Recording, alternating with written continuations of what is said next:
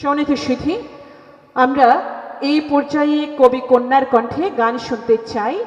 কবি কন্যা ইশরাক ইরতিফা মাহমুদ আহ্বান জানাচ্ছি আমাদের আজকের মঞ্চে। যুদ্ধের বিজয় কাহিনী শুনেছি বাবার মুখে, শুনেছি বাবার মুখে। স্বাধীনতা এলো অশ্রু ঝরিয়ে কত না মায়ের চোখে, স্বাধীনতা এলো অশ্রু ঝরিয়ে কত না মায়ের চোখে। মুক্তিযুদ্ধের বিজয় কাহিনী শুনেছি বাবার মুখে,